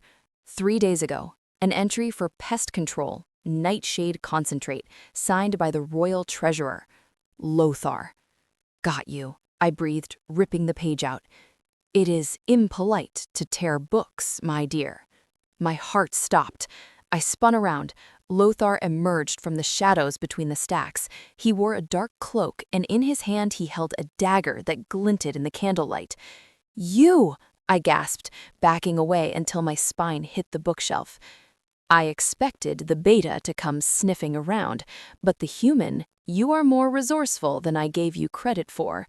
"You bought the poison." I held up the page. "It's right here. You killed the king's peace." "And who will you tell?" Lothar laughed, a cold, dry sound. "You are an escaped prisoner, a condemned witch.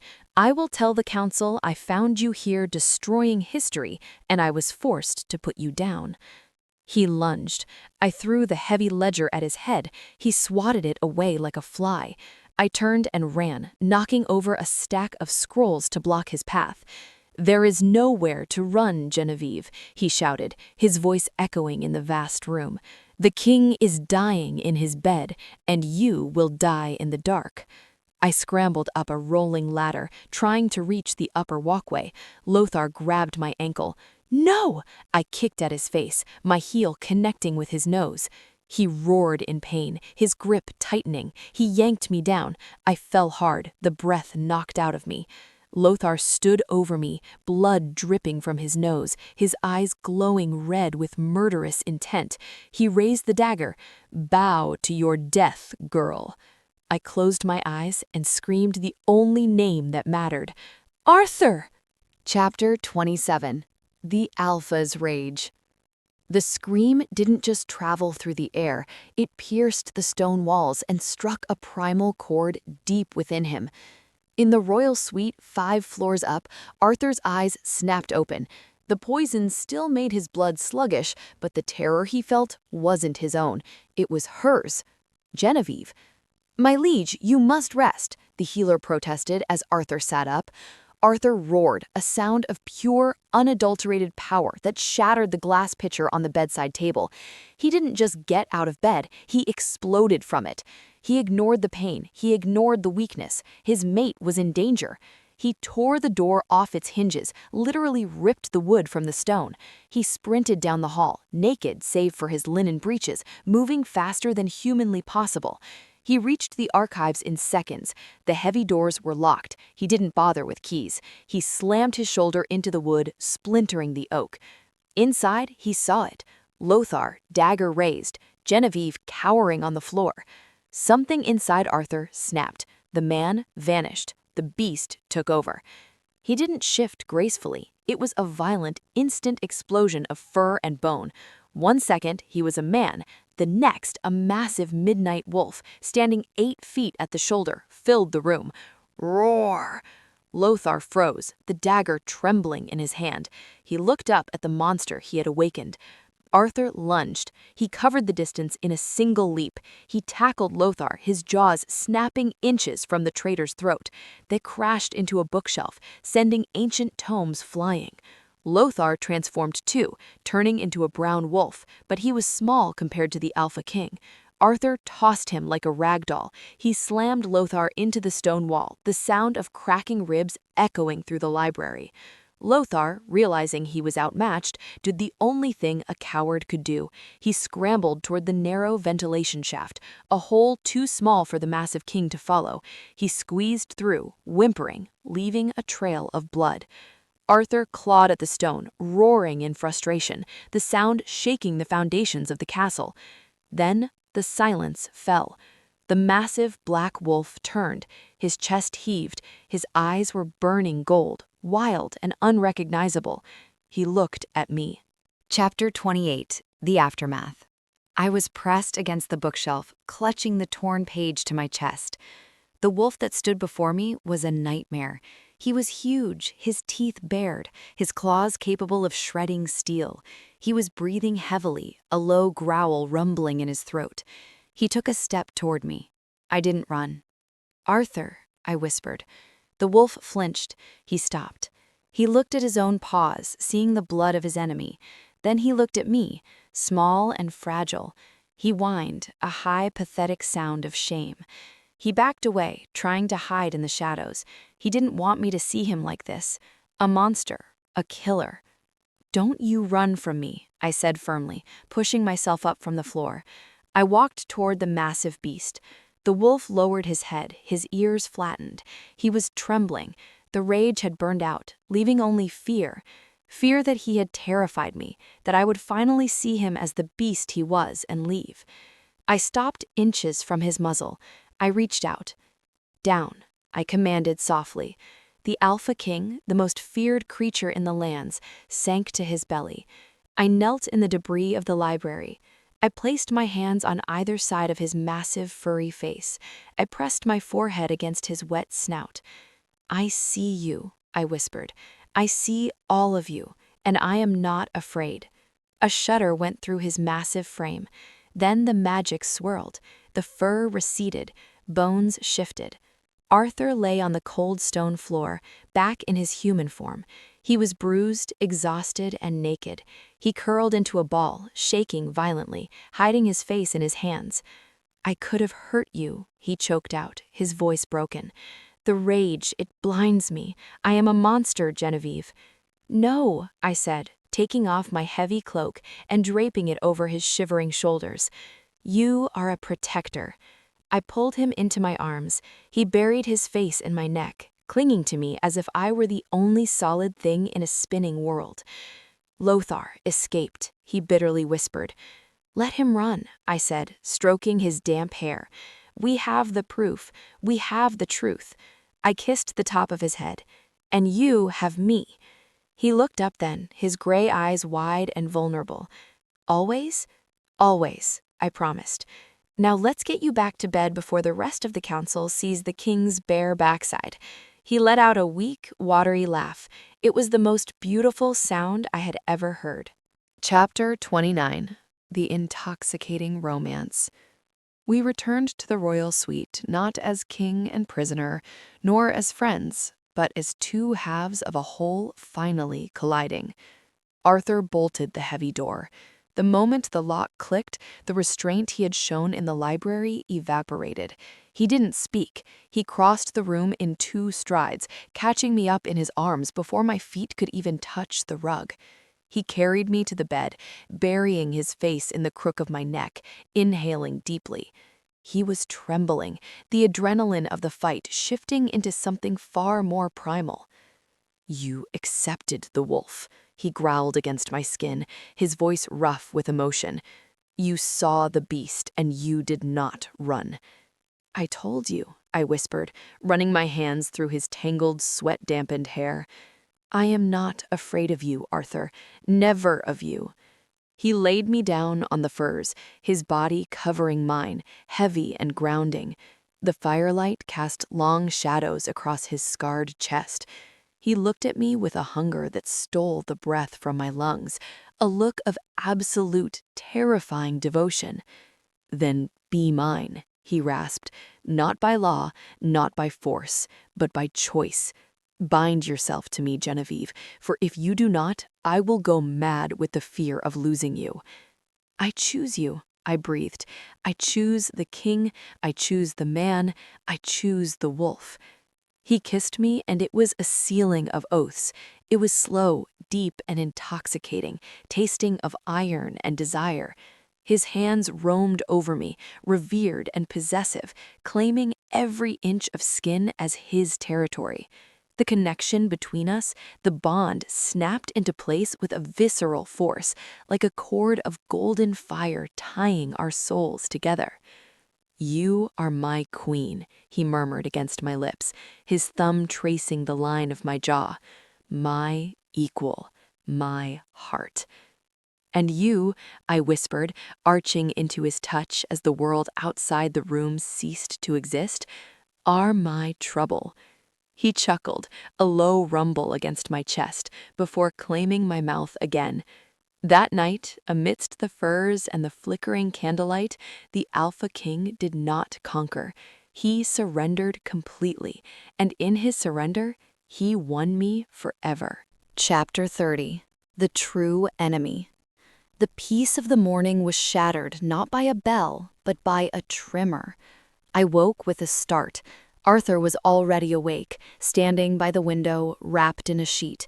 The sky outside was a sickly shade of green. The glamour, Arthur said grimly. It flickers. The heavy doors burst open. Sir Leon entered, looking as pale as a sheet, followed by Elder Theophilus. My liege, Leon gasped. Lothar, he was found. Captured? Arthur asked, turning to face them. Dead, Leon said. Drained. He was found in the lower tunnels, shriveled like a dried fruit. His life force gone. Arthur stiffened. Lothar was a traitor, but he was a wolf. Who has the power to drain an alpha? Not a wolf, Theophilus croaked, stepping forward. The old elder looked terrified. "We have been blind, Arthur. Lothar was merely a pawn, a distraction." "Speak plainly," Arthur commanded. "Runar," Theophilus whispered, "the High Counselor of War. He is not of the pack. I found his chambers empty this morning. On his desk, rune stones, dark magic." "Runar is a sorcerer?" I asked, pulling the furs around me. "But he has sat on the council for a decade." "He has been feeding," Arthur realized, his eyes widening. "The weakness in the pack, the failing crops, the sour soil. It wasn't pollution. It was him. He has been draining the magic of Valoria to fuel his own power." "And now that he has consumed Lothar," Theophilus said, shaking, "he has enough power to drop the mist. He intends to reveal us to the human world, and while we are distracted by their armies, he will consume the heart of the forest." Arthur's hand went to his sword belt hanging on the chair. "He wants a war? I will give him a slaughter." "He has an army, my liege," Leon warned. "Mercenaries, rogues, and dark creatures summoned from the void. They march on the keep as we speak." Chapter 31. The War Room. The war room was a chaos of shouting lords and rustling maps. "We must retreat to the caves," Elder Conrad yelled. "We stand and fight," Sir Leon roared back. "Enough!" Arthur's voice silenced the room. He stood at the head of the table, fully armored in black steel. "We do not run. This is our home." I walked into the room. I was dressed not in silk, but in a fitted leather tunic and trousers Matilda had scavenged for me. I carried a roll of parchment. "She cannot be here," Conrad spat. "This is a council of war, not a kitchen." "Careful, Conrad," Arthur growled, his hand twitching toward his blade. "She is my mate." "And I have a brain," I interrupted, slamming my parchment onto the table, "which is more than I can say for some of you." I unrolled the map. It wasn't a battle map, it was a geological survey I had drawn for the water filtration project. "Runar is a sorcerer. He needs ley lines to draw power. The Obsidian Keep sits on the largest intersection of magic in the kingdom. That's why he's attacking here. He doesn't just want the castle, he wants the foundation." The room went silent. The wolves stared at the map. "If he breaches the walls," I pointed to the east gate, "he will head straight for the crypts. That's where the magic is strongest." "How does a human know of ley lines?" Conrad asked suspiciously. "My grandmother was a hedge witch, and I listen when people speak. Now here is the plan. We cannot beat him with magic. He eats magic. If you throw fireballs at him, he gets stronger." Arthur looked at me, a slow smile spreading across his face. "Go on." "We use steel," I said, "and chemistry. Sorcerers are allergic to iron, yes? And they breathe air like the rest of us." "You propose we choke him out?" Leon asked. "I propose we make the air spicy," I smirked. "I need every barrel of sulfur, pitch, and dried chili pepper in the stores, and I need the archers." Arthur looked at his council. "You heard the queen. Get her the sulfur." For the first time, the elders didn't argue. They bowed. Chapter 32. The Siege. The attack began at dusk. The sky turned purple as bolts of eldritch energy slammed into the castle's magical shields. The ground shook. From the tree line, a horde of twisted creatures emerged, golems made of mud and bone, flanked by traitorous rogue wolves. I stood on the battlements beside Arthur. He looked magnificent and terrifying, his sword drawn, the wind whipping his cloak. "Go to the healing halls," Arthur ordered, his eyes never leaving the enemy. "It will get ugly here." "I'm not leaving you," I said. "You are the only one who knows how to mix the alchemical fire," he reminded me gently. "Matilda and Scholastica are waiting. Go, save my pack, Genevieve." He kissed me hard, a desperate, fierce thing, then pushed me toward the stairs. "Archers, loose!" Arthur roared. 1,000 arrows blackened the sky. I ran to the great hall, which we had converted into a triage center. Scholastica, the terrifying housekeeper, was there, sleeves rolled up, boiling water. "They are breaching the outer wall," a wounded guard shouted as he was carried in, his leg mangled by a stone golem. "Focus," I shouted to the terrified maids. "Lavina, bind that leg. Matilda, mix the sulfur paste. We need those smoke bombs ready for the second wave." The castle shook violently as a massive fireball struck the tower above us. Dust rained down. "The shield is failing," Scholastica cried out. I looked out the narrow window. Below, in the courtyard, the gates were splintering. And there, riding a pale, dead horse, was Runar. He didn't look like a counselor anymore. His skin was translucent, his eyes burning with blue fire. He raised a staff, and the heavy iron gates of the keep exploded inward. Arthur stood in the breach, alone against the tide. "Hold the line," I whispered, my heart in my throat. "Hold on, Arthur." The siege of Valoria had begun, and the wolves were losing. Chapter 33. The Front Lines. The courtyard was a slaughterhouse of mud and magic. Arthur fought like a demon possessed. His sword, Fangbreaker, was a blur of Valorian steel, severing the limbs of the mud golems that poured through the broken gates. But for every golem he smashed, 2 more rose from the earth. Runar sat atop his undead horse, safely behind his lines, chanting in a tongue that made my ears bleed. Blue energy pulsed from his staff, washing over the wolf pack. I watched from the arrow slit of the great hall. I saw Sir Leon stumble, his sword arm dropping as if it weighed 1,000 pounds. They are slowing down, I realized with horror. The blue like, it's a leech spell. It drains stamina from anyone with magic in their blood. The wolves were exhausted. Their movements were sluggish. Arthur blocked a blow from a massive stone construct, but his knees buckled. He was the strongest of them, which meant Runar was draining him the hardest. "He fights with magic," I muttered, my mind racing. "So we must fight with earth." I turned to the cauldron bubbling over the hearth. The smell was unholy, rotten eggs and fire. "Is it ready?" Matilda asked, holding a cloth over her nose. Her eyes were watering. "It's ready," I grimaced. "Mustard seed, sulfur, and the dried ghost peppers from the southern trade route. If they breathe it, they cannot chant. If they cannot chant, they cannot control the golems." "It's an abomination," Scholastica said, looking at the bubbling black sludge with fearful respect. "It's war," I corrected. "Matilda, signal the catapult crews on the inner wall. We load the barrels now." Chapter 34. The apothecary's weapon. The inner courtyard was the last line of defense. Arthur and the remnants of the pack were pushed back against the heavy oak doors of the keep. Runar rode forward, his face twisted in a skeletal grin. "Kneel, King of Curs," Runar shrieked, his voice amplified by magic. "Surrender your heart, and I will make your death quick."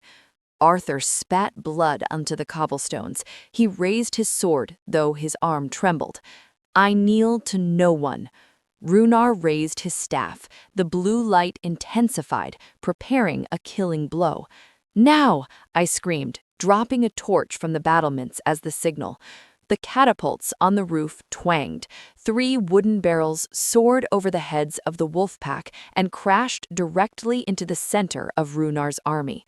They didn't explode with fire, they exploded with dust.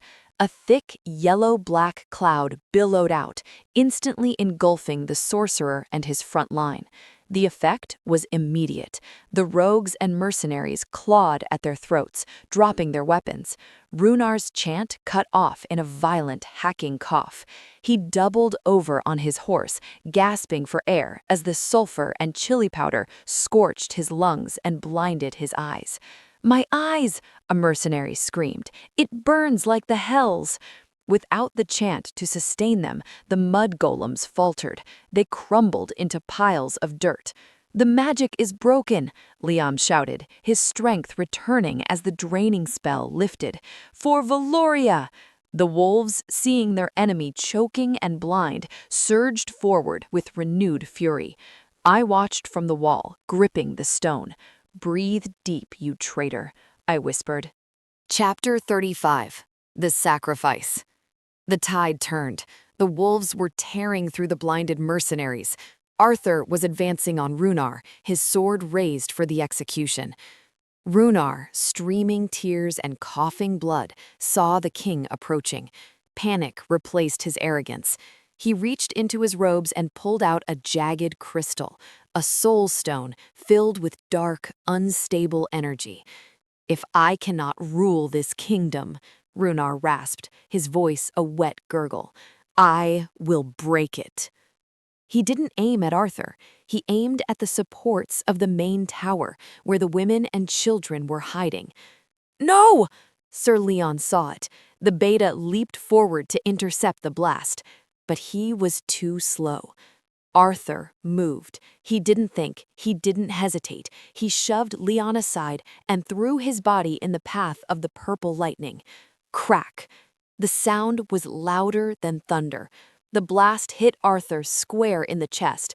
The armor held, but the force did not. Arthur was thrown backward 10 feet. He hit the stone wall with a sickening crunch and slumped to the ground. He didn't move. Runar laughed, a manic, wheezing sound, before turning his horse and fleeing into the smoke, abandoning his army. The battlefield went silent. "The king!" Leon screamed, crawling toward the fallen body. "The king is fallen!" A wail went up from the pack, a howl of pure despair. The wolves dropped their swords. Their alpha was down. The bond was silent.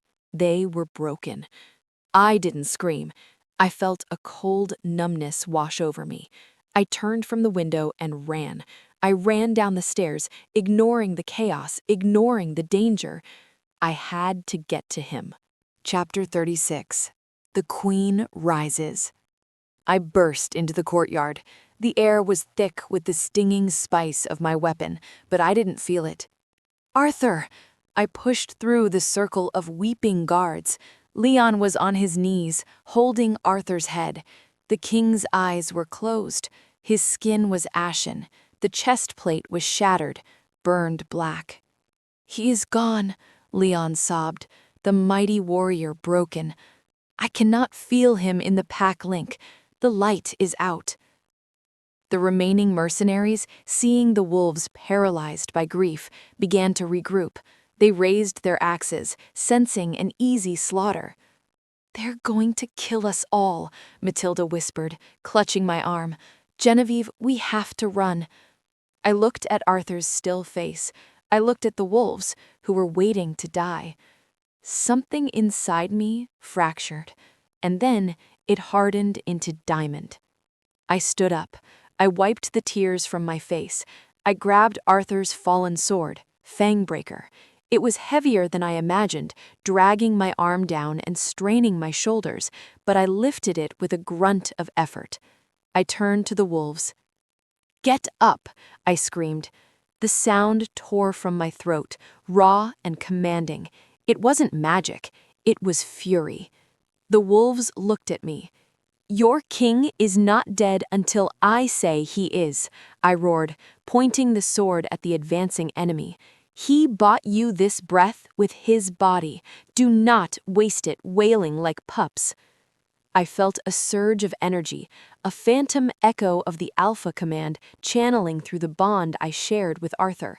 It wasn't my power, it was his, lingering in me. "Defend him," I commanded. "Kill them all." The wolves' eyes snapped at me. They saw the sword. They heard the Alpha's voice coming from the human queen. A low growl started in the throat of every wolf in the courtyard. It grew into a roar. "For the queen!" Leon bellowed, grabbing his axe. The pack exploded into motion, fueled by a berserker rage. I stood over Arthur's body, holding his heavy sword with both hands, ready to swing at anything that came near him. I wasn't a wolf, I wasn't a warrior, but I was his, and God help anyone who tried to touch him now. Chapter 37. The resurrection. The mercenary grinned, his teeth rotten and yellow. He stepped over a fallen wolf, raising a heavy mace. I stood my ground over Arthur's body, lifting the massive sword Fangbreaker. My arms shook violently under its weight. "Little girl playing with sharp toys," the mercenary mocked. "Drop it, and I'll make your end quick." "Come and take it," I snarled, channeling every ounce of Nana Rose's stubbornness. He swung. I tried to parry, but the force of his blow knocked me backward. I fell hard onto Arthur's chest plate. The mercenary raised his mace for the killing blow. Suddenly, a hand shot up. It was a hand clad in a gauntlet of black steel. It caught the haft of the falling mace in mid-air, stopping it inches from my face. The mercenary froze. Beneath me, the chest plate heaved with a deep, ragged breath. Arthur's eyes snapped open. They weren't gray. They were a blinding, incandescent gold. "You touched her." Arthur's voice was a low, tectonic rumble that vibrated through my own bones. With a snarl, he crushed the wooden handle in his grip, splintering it into kindling. He sat up, displacing me gently, and rose to his feet like a titan rising from the earth. The soulstone blast hadn't killed him. It had overloaded his alpha wolf, forcing a rapid, healing stasis that had just ended. Arthur grabbed the mercenary by the throat and tossed him across the courtyard like a sack of grain. At the gate, Runar had returned, hoping to loot the castle. He saw the king rise. The sorcerer shrieked, raising his staff. "Die, wolf!" Runar screamed, firing a bolt of blue lightning. Arthur didn't dodge. He caught the lightning. He literally swatted the bolt aside with the flat of his hand. He marched forward, ignoring the arrows bouncing off his armor. "My turn," Arthur growled. He threw Fangbreaker like a spear. The massive sword flew through the air, whistling a death song. It struck Runar in the chest, pinning the sorcerer to the wooden drawbridge. Runar gasped, the blue light fading from his eyes, and slumped forward. Arthur stood amidst the smoke and the bodies, chest heaving. He turned to me, the gold fading back to gray. "You held the line," he rasped, staring at me with awe. "I just kept your seat warm before my legs gave out." Chapter 38. The Cleanup. The war was over, but the Battle of the Infirmary had just begun. "I am fine," Arthur growled, trying to get out of the bed. "Sit down." I pushed him back by his shoulders. The great hall was filled with wounded, but the mood was light. The wolves were singing drinking songs, celebrating the victory. Arthur, however, was in a foul mood, because I was currently stitching a laceration on his bicep. "It is a scratch," he complained. "I have had worse shaving." "It requires 6 stitches," I said, threading the bone needle, "and if you move again, I will give you the numbing draught that tastes like rotten fish." Arthur went still instantly. Scholastica walked by, carrying a stack of clean linens. She paused, looking at the king being bullied by a human woman. For the first time ever, the stony housekeeper smiled. "The queen has a steady hand, my liege," she noted. "The queen is a tyrant," Arthur grumbled, though his eyes were soft as I watched him work. "She poisoned the enemy with spices. My nose still burns." "It worked," I said, tying off the suture. "Leverage and chemistry, Arthur, superior to magic." I began to bandage his arm. Arthur reached out with his other hand, capturing my chin. The room seemed to fade away. "I heard you," he whispered. "When I was in the dark. I heard you calling the pack." "They thought you were dead," I said, my voice trembling slightly as the adrenaline finally wore off. "I had to improvise." "You wielded the command," Arthur said, shaking his head in wonder. "A human using the alpha voice. It has never been done." "Well," I wrapped the final strip of linen tight. "I refuse to be a widow before I'm even a wife." Arthur laughed, wincing as his ribs protested. "Is that a proposal, Genevieve?" "Only if you promise to eat your kale," I smirked. Chapter 39. The Proposal. 3 weeks later, the castle was rebuilt. The scent of sulfur was gone, replaced by the smell of blooming roses in the royal garden. I was inspecting the herb patch. My kale had survived the siege miraculously when I heard heavy footsteps behind me. Arthur wore a tunic of deep crimson, matching the dress I had worn to the gala. He looked healthy, strong, and nervous. Genevieve. Arthur, if you're here to complain about the echinacea tea again, save it. No tea, he said. He walked up to me, taking my dirt-stained hands in his. I have a grievance. Oh? You refused to bow to me in the throne room, he said seriously. I did. And you refused to bow to the council. They were annoying. And you refused to bow to death itself on the battlefield. Arthur took a deep breath.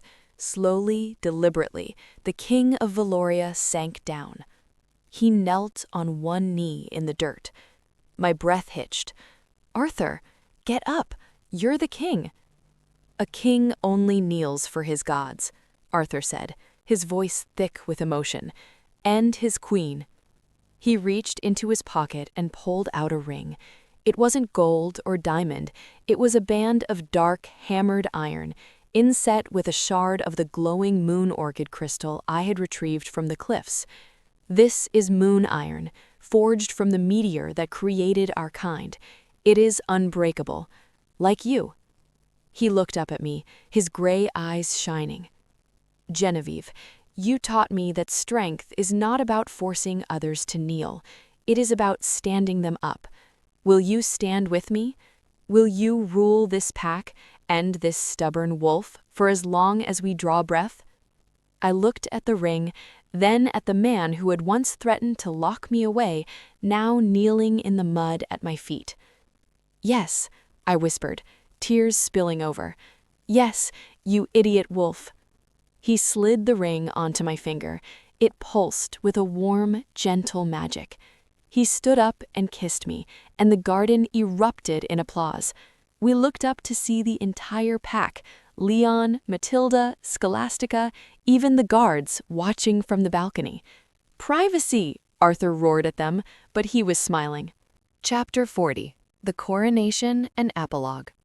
The coronation was not a solemn affair. It was a riot. The great hall was packed. Humans from the village mingled with wolves from the pack. It was the first time the gates had been truly open in centuries. I stood before the obsidian throne. I wore a gown of white silk and silver armor, a design Matilda and I had compromised on.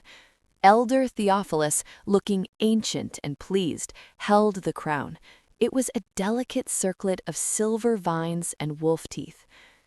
Do you, Genevieve, accept the weight of the pack? He asked. I do, I said clearly. Do you, Arthur, accept the human as your equal in blood and bone? Arthur looked at me. I do. Theophilus placed the crown on my head. Then rise, Genevieve, Queen of Valoria, Alpha of the Hearth. The court cheered. Swords clashed against shields. The wolves howled, a sound of pure joy that shook the stained glass. Arthur stepped forward. The ceremony was over, but he wasn't done. He wrapped his arms around my waist, pulling me flush against him. Now, he whispered, his lips hovering inches from mine, do I have permission to kiss the queen? I smirked, grabbing him by the lapels of his tunic. You may. He kissed me, and the world spun. It was a kiss of promise, of fire, and of a future that would change everything. Epilogue. 1 year later. The nursery was quiet. I sat in the rocking chair, exhausted but happy. In the crib, a small bundle slept soundly. Arthur walked in, still wearing his riding leathers. He moved silently to the crib, looking down at his son with an expression of terrified awe. He is so small, Arthur whispered. He has your nose. He has your temper, I countered softly. Arthur reached out a finger. The baby stirred. The infant's hand reached up, gripping Arthur's finger with surprising strength. The baby opened his eyes. One was brown, like mine. The other was a brilliant, shining gold. And then, very softly, the baby threw his head back and let out a tiny, high-pitched "ow!" Arthur froze. He looked at me, a grin splitting his face. "Did you hear that?" he gasped. "I heard it," I laughed. "A wolf," Arthur declared proudly. "He will be a terror." "He will be a king," I corrected. "But first, he needs a diaper change. Your turn, Alpha." Arthur paled. "I would rather fight a golem." "Go," I pointed. "Now you stay with the baby." Arthur sighed, picked up his son, and marched to the changing table like a man going to war. I watched them, the Wolf King and the Wolf Prince, and smiled. Nana Rose was right about one thing. Wolves were dangerous, but she forgot to mention that they were also worth every bit of the trouble. The end.